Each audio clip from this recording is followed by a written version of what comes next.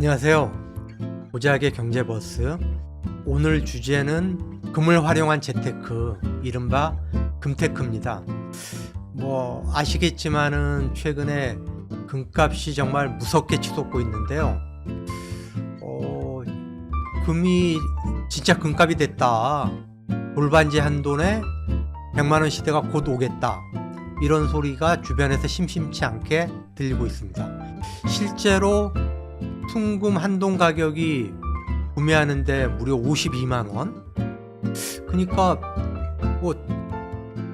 한돈짜리 돌반지를 하려고 하면 세공비까지 합치면은 60만 원이 지금 넘어가는 그런 수준이거든요. 그러니까 돌잔치에 초대받아 가지고 한돈짜리 돌반지를 해가기가 굉장히 부담스러운 거죠. 그래서 반돈짜리 돌반지, 심지어 1g짜리 돌반지, 금 한 돈이 3.75g인데 금 한 1g이면 아주 굉장히 작은 거죠, 부피가.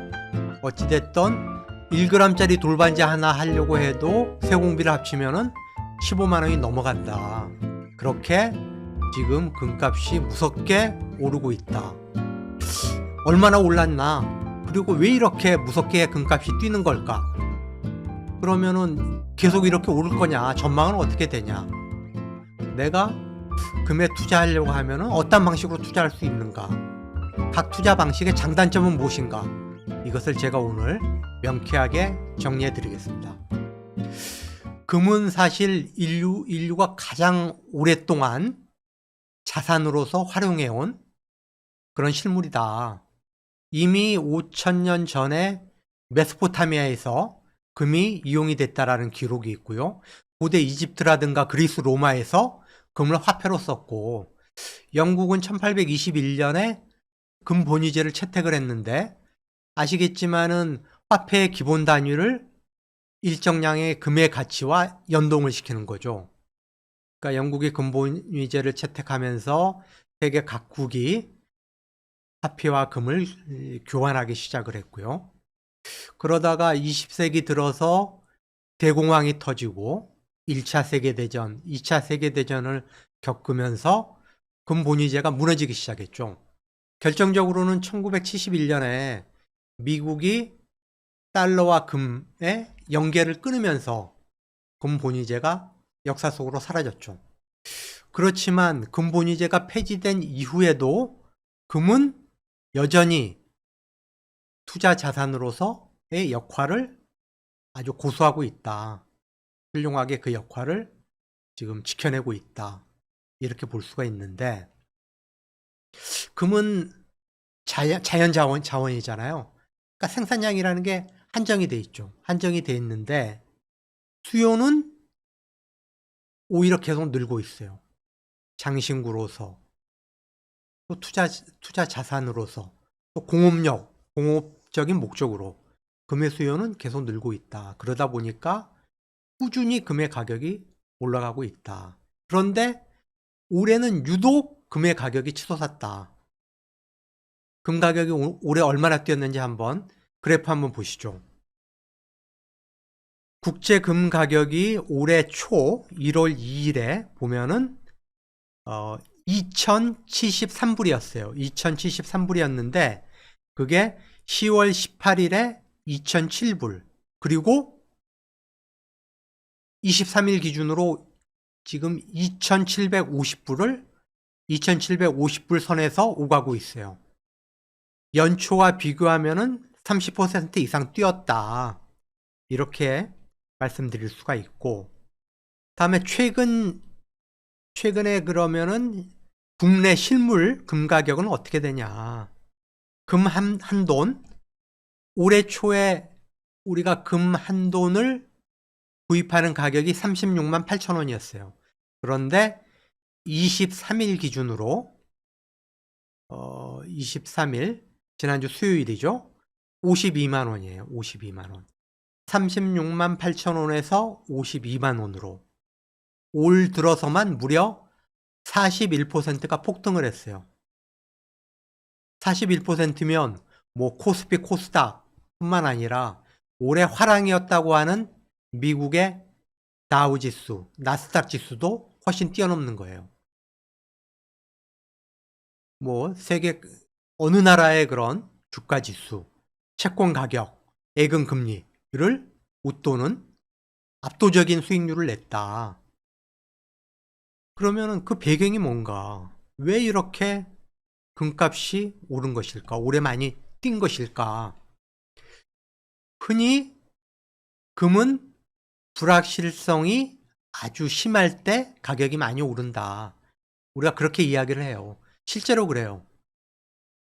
경제 불안정이 심해질 때, 금융위기가 닥쳤을 때, 금융시장의 변동성이 커졌을 때, 글로벌 시장의 불확실성이 아주 심해졌을 때 불확실성을 피해 가장 안전한 피난처로 금을 사람들이 주목을 하게 되고 금에 대한 수요가 늘어나고 금 가격이 치솟는다.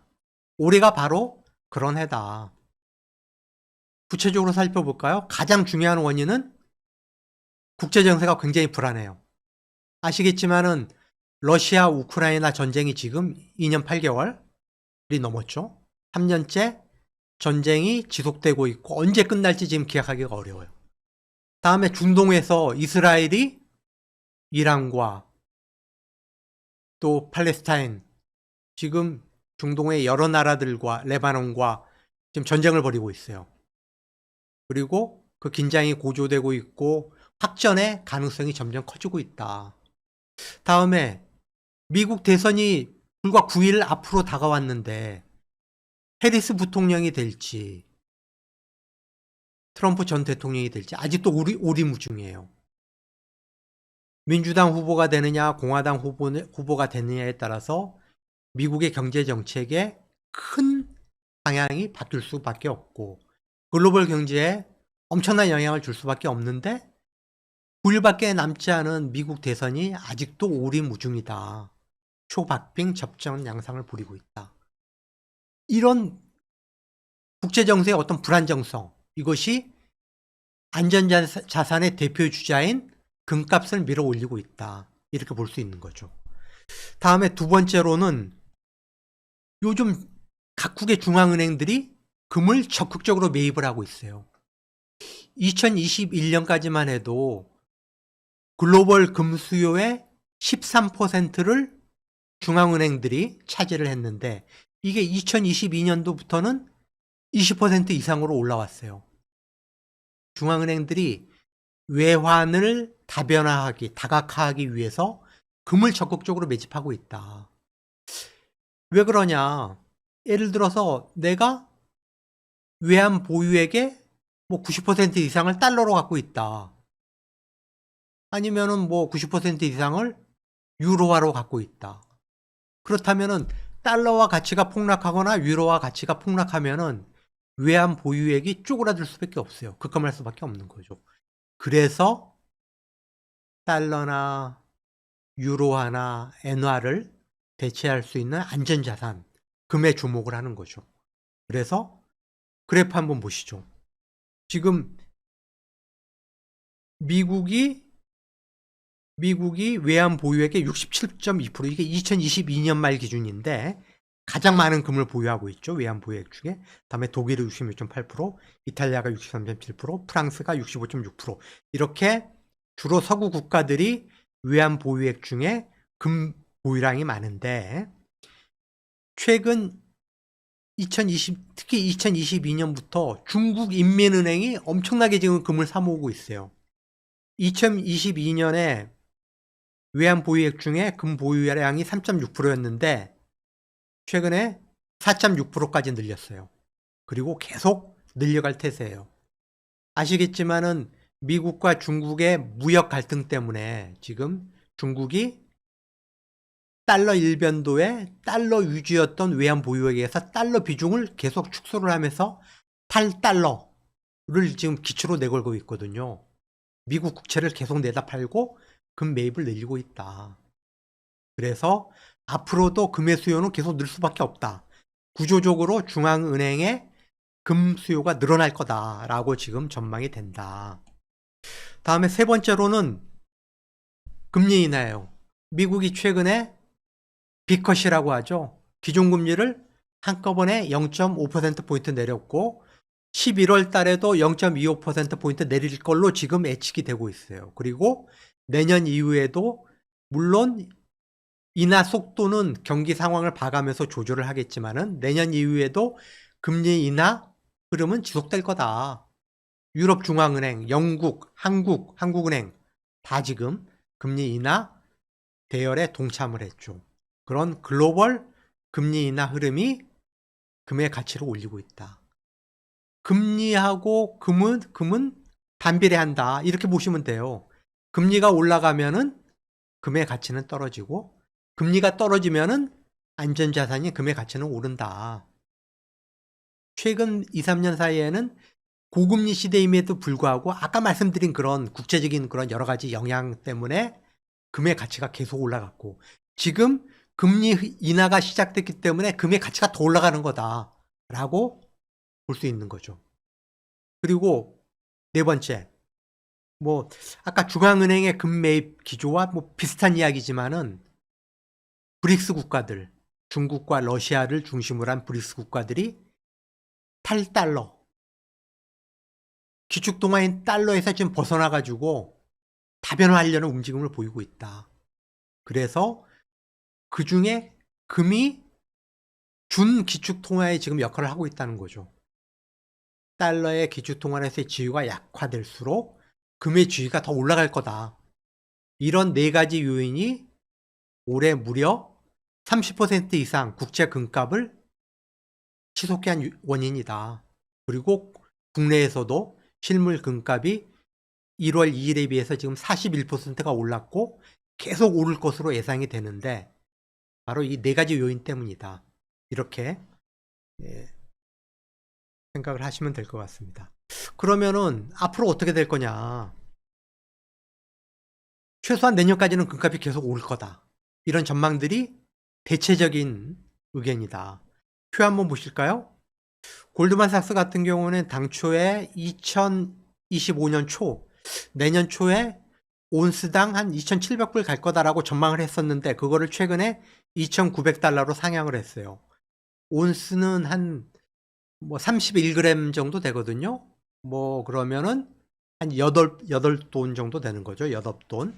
그게 이제 2,900달러 갈 거다. 다음에 CT 리서치는 6개월, 앞으로 6개월 내지 12개월 후에 온스당 원래는 2,700달러 갈 거라고 예상을 했던 거를 최근에 바로 엊그제 3,000달러로 상향 조정을 했어요. 그리고 런던 금시장 연합회는 앞으로 1년 뒤 2025년 10월에 지금보다 최소한 10%는 상승할 거다. 금값이 상승할 거다. 이렇게 예상을 하고 있습니다. 이렇게 올해 금값이 많이 올랐고 또 최소한 내년까지 금값이 계속 뛸 거다. 그리고 구조적으로 금값이 그렇게 쉽게 떨어지지 않을 거다라는 그런 전망이 대세를 이루면서 금테크에 관심을 갖는 사람들이 굉장히 많이 늘어났어요. 금은방 하는 분들 이야기를 들어보면은 한 고객 10명 중에 서너 분은 투자 목적으로 오는 분이다. 그리고 2030 세대도 굉장히 많다. 2030 세대도 금 투자에 굉장히 관심이 많다. 그러면은 금테크 방법이 몇 가지가 있느냐? 대표적으로 네 가지 정도 방법이 있어요. 가장 전통적인 방법은 금 실물을 구입하는 거예요. 금괴를 사는 거죠. 우리가 금은방이나 은행이나 한국금거래소에 가가지고 실물 골드바를 구입하는 거예요. 대개 10g, 뭐 세돈이죠. 금 세돈. 10g, 100g, 1kg, 뭐 2kg, 5kg, 뭐 10kg 뭐 이런 단위로 우리가 금을 구입을 할 수가 있어요. 그런데 단점이 있어요. 뭐냐? 실물 금을 보관하려면 뭐 아무데나 뭐 이렇게 방치해둘 수는 없잖아요. 뭐 금고가 필요할 수도 있고. 다음에 우리가 금을 살 때 부가가치세 10%가 붙어요. 그리고 뭐 한국금거래소에서나 뭐 은행에서 금을 구입을 할 때 5% 정도의 거래 수수료를 내야 돼요. 부가가치세 10%, 거래 수수료 5%. 적은 돈이 아니죠. 근데 팔 때는 부가세 환급을 해주는 게 아니에요. 그러면은 금이 내가 구입한 가격보다 15% 이상 오르지 않으면은 이익을 낼 수가 없는 거죠. 그래서 이거는 초기 구입 비용도 만만치가 않고 소액 투자자한테 적합한 방식은 아니다. 이렇게 말씀드릴 수가 있고요. 그런데 고액 자산가들은 굉장히 여기에 관심이 많고 실제로 활발히 실물 금에 투자를 하고 있다. 왜 그러냐? 우리가 부동산이나 주식이나 예금을 자식한테 물려준다. 그러면은 아시겠지만 뭐 증여를 하면 증여세를 내야 되고 상속을 하게 되면 상속세를 내야 돼요. 최고 절반을 내야 돼요. 그런데 금이라고 하는 것은 사실 추적이 쉽지가 않거든요. 그래서 내가 세금 없이 자녀에게 증여나 상속의 목적으로 실물 금을 구입하는 고액 자산가들이 많다. 그래서 자산가들은 굉장히 활발하게 금에 투자를 하고 있다라는 거고. 그러면은 그럼 뭐 소액 투자자들이 할 수 있는 두 번째 방법이 뭐냐? 금 통장이에요. 은행에 가가지고 우리가 예금하듯이 금 통장을 개설하는 거예요. 골드 뱅킹이라고 하는데 장점이 뭐냐? 0.1g 단위로 소액으로 투자가 가능해요. 일시불을 넣어가지고 금을 매입할 수도 있고 매달 적립식 형식으로 금을 조금씩 사 모을 수도 있어요. 그리고 이게 나중에 내가 현금으로 찾아도 되고 실물로 금을 찾을 수도 있어요. 근데 이것도 물론 단점이 있죠. 금을 사고 팔 때 1%의 수수료가 붙고 나중에 이게 금 시세랑 연동이 되기 때문에 금 통장의 수익률이 올랐다. 그러면은 매매 차익에 대해서 15.4%의 배당 수수료를 내야 돼요. 그리고 예금자 보호 대상이 아니다. 우리가 예금을 하게 되면은 5천만 원까지는 법에 의해서 은행이 망하더라도 나라에서 5천만 원까지 보장을 해주지만은 예금자 보호 대상은 아니다. 물론 은행에다가 이제 금통장 개설하면 사실 은행이 망할 가능성은 없다고 봐야죠. 근데 어찌됐든 제도적으로는 그렇다. 다음에 금통장에 나중에 금통장을 해지를 해가지고 매매 수익이 보니까 2천만 원이 넘었다. 그러면은 금융종합소득 과세의 대상이 된다. 이런 좀 단점들이 있다. 다음에 세 번째 투자 방식은 뭐냐? 금 상장지수 펀드예요. 우리가 주식시장에 가면은 개별 종목을 살 수도 있지만은 ETF에도 투자를 하잖아요. 우리가 주식 계좌를 가지고 아주 쉽게 금 ETF에 투자할 수 있어요. 그러니까 주식 사듯이 사고 팔고. 근데 문제는 이거는 나중에 실물금으로 찾지는 못한다. 현금으로만 찾을 수 있다. 그리고 금통장과 마찬가지로 매매 차익에 대해서 15.4%의 배당 수수료가 부과가 된다. 이렇게 이해를 해야 될 것 같고요. 자, 그리고 마지막으로 네 번째 방법. 사실 전문가들은 이 방법을 제일 소액 투자자라면 그리고 가장 일반적인 투자자라면 이 방법이 비용이나 수익률 면에서 가장 괜찮다라고 하는 건데 이게 뭐냐? 한국거래소의 금시장에 투자하는 거예요. 한국거래소에 보면은 주식시장이 있고 금시장이 있어요. 아까 제가 말씀드렸던 주식시장에서 우리 주식계좌 가지고 금 ETF에 투자를 쉽게 할 수 있다라고 그랬는데 이거는 금시장에는 금 현물 계좌를 따로 만들어야 돼요. 조금 불편은 하죠. 금 현물 계좌를 별도로 만들어야 되는데 이거 뭐 한 10분이면 만들어요. 10분이면 만들고 또 장점이 뭐냐? 주식처럼 양도차익에 대한 양도소득세가 없다라는 거. 그리고 아까 금 ETF나 금통장은 매매 차익에 대해서 15.4% 배당 소득세를 내야 되는데 이거는 배당 소득세도 없어요. 그러니까 비과세다라고 하는 게 가장 큰 장점이고 1g 단위로 우리가 투자를 해요. 금 1g 단위로 투자를 하고 100g 이상이 모이면은 골드바 형태로 찾을 수가 있어요. 다만 우리가 실물 금을 구입을 할 때 10% 부가가치세를 내잖아요. 한국거래소의 금시장에서 내가 금현물 계좌를 만들어서 1g 단위로 이렇게 투자를 해가지고 100g, 1kg의 금을 모아서 내가 현물로 찾을 때 그때 10% 부가가치세를 내야 돼요. 그런 단점이 있다. 그렇지만은 앞에 든 세 가지 금투자 방식을 포함해 가지고 이 네 번째 방식이 비용이나 수익률 면에서 가장 유리하다라고 이야기를 할 수가 있을 것 같습니다. 자, 마지막으로 결론적으로 그렇다고 해서 금이 변동성이 없는 건 아니에요. 모든 그 자산, 금융상품, 부동산을 비롯해서 모든 자산은 변동성이 있어요. 금도 마찬가지죠. 금도 마찬가지로 부침이 있다. 그래서 우리가 투자할 때는 몰빵을 해서는 안 된다. 뭐 예를 들어 뭐 예금의 뭐 절반, 뭐 주식의 뭐 20%, 채권의 20%, 뭐 금의 10%, 아니면 뭐 개인에 따라서 자기가 뭐 굉장히 그 리스크를 감내하면서 공격적으로 투자하는 성향이다 그러면은 뭐 주식 비중을 조금 더 늘리고 뭐 하는 그런 식으로 어떤 자산 배분의 원칙을 지켜가면서 투자를 해야 된다. 그래야지 안전한 수익률이 보장이 된다. 이렇게 말씀드릴 수 있을 것 같습니다.